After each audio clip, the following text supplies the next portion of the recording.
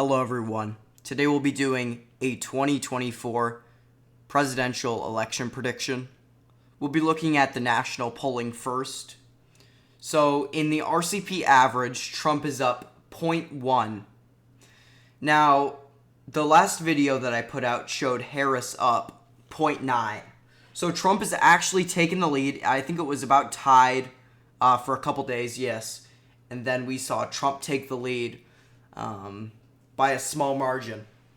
CBS News has Harris up 1.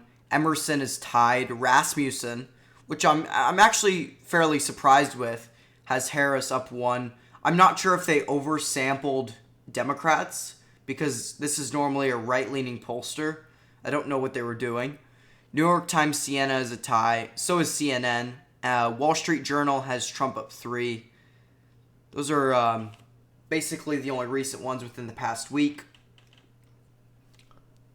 Today we'll be filling out a map, starting with safe Republican. We have Idaho, Montana, Wyoming, Utah, Kansas, Oklahoma, Arkansas, Louisiana, Mississippi, Alabama, Tennessee, Kentucky, West Virginia, Indiana, Missouri,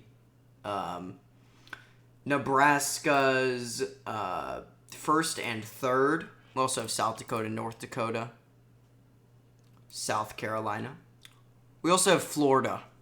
Safe Democrat, we have California, Oregon, Washington, Colorado, D.C., Maryland, Delaware, New Jersey, Connecticut, Rhode Island, Massachusetts, Vermont, Maine's 1st District, Illinois, Hawaii.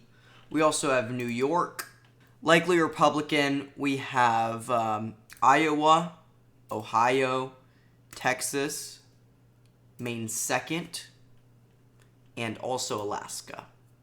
Likely Democrat, we have New Mexico, Minnesota, Virginia, and also New Hampshire. Moving on to the lean Republican states, we're going to start off with Arizona. The RCP average for Arizona has Trump up 1.5. The past polls have shown him up, all of them except Wall Street Journal. Trafalgar shows him up 2. Marist shows him up 1. Insider Advantage 3. Bloomberg is a tie, so is Alice Intel. CBS shows him up 3. And actually, surprisingly, New York Times shows him up 5. We'll have to give this to Trump in the lean column. Next state is Georgia.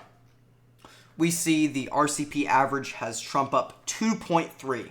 The latest polls, Trafalgar, Trump 2, Marist tied, Bloomberg 2, M. Greatness 1, Alice Intel 2. Quinnipiac shows him up 6. Atlanta Journal-Constitution shows him up 4. Their early voting data is also looking pretty good for Republicans in Georgia. So we'll have to give it to them in the lean margin. Our final lean Republican state is North Carolina.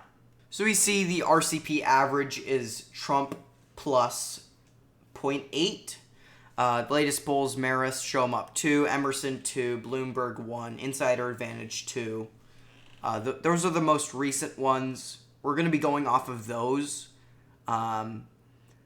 Also, the early voting, he's leading by 3 to 4 points in the early voting. I'll have to give this to him by a lean margin. Moving on to lean Democrat. We actually don't have any lean Democrat states, so we'll be moving on to the tilt Republican states. Starting off with Nevada. Nevada, the RCP average is Trump up 0.7. Bloomberg shows Harris up 1. Fabrizio shows Trump up 2. Insider Advantage is tied, so is Alice Intel. The one before that, Rasmussen, shows Trump up 2. The early voting also looks pretty good for Republicans in Nevada. As we can see, Republicans are leading in the state by about 32 to 33,000 votes. And so we could see a pretty substantial Trump win in the state. I'll have to give it to him in the tilt column. Next Republican tilt state we have is Wisconsin. So the Wisconsin polling is razor thin. Trump is up in the average by 0.2. The latest poll, however, shows him up by 1. Quinnipiac tied, Trafalgar's tied, Bloomberg's tied. Alice Intel actually shows Harris up 1, and then Rasmussen shows Trump up 2. So from the last couple polls alone, I'm going to give this to Trump in the tilt column. Our next state is Michigan. The polling is also pretty razor thin for Trump and Kamala. So the RCP average is Trump up 0.2.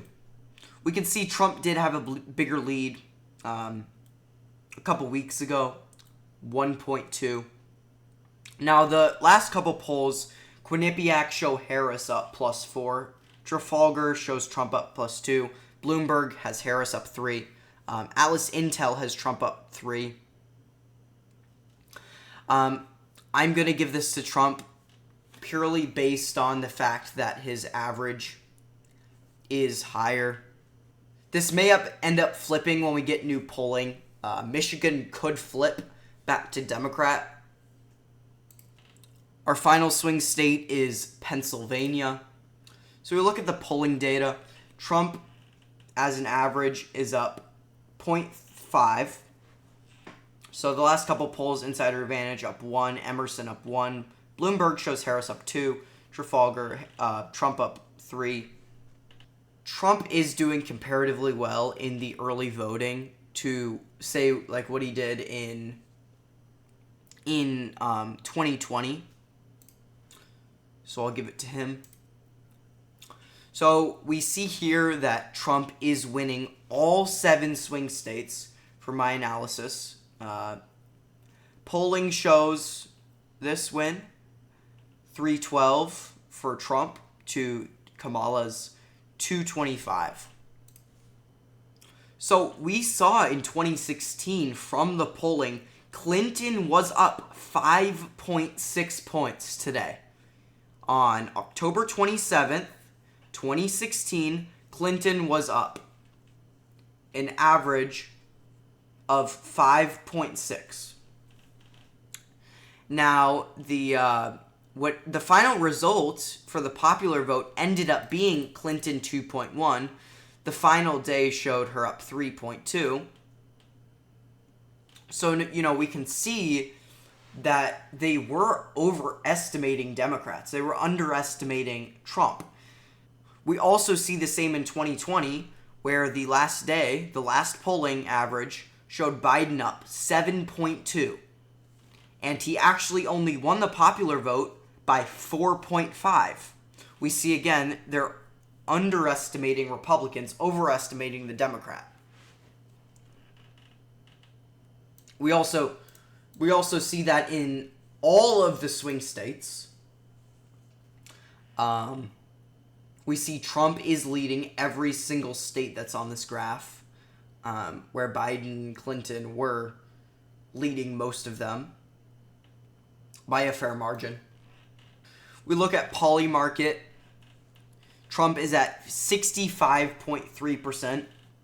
We can see Trump took the lead in the beginning of October, and now his chance is rocketing up. We can see if we go here that he's winning every state. Michigan's still a toss-up. Popular vote winner, Trump has a 42% chance of winning the popular vote, which is crazy. Again, like I showed in the first video I made, 66% chance of a Republican president, meaning most likely Trump. 84% chance of a majority Senate, and 52% chance of a majority House, which makes a 48% chance of the Republicans sweeping all 3, which would be great. We can see the election is in 8 days and 1 hour. That's the end of the video. If you did enjoy, please subscribe, hit the like button, and send me a comment of what you think I could do better or suggestions for future videos. Right Angle with Noah, out.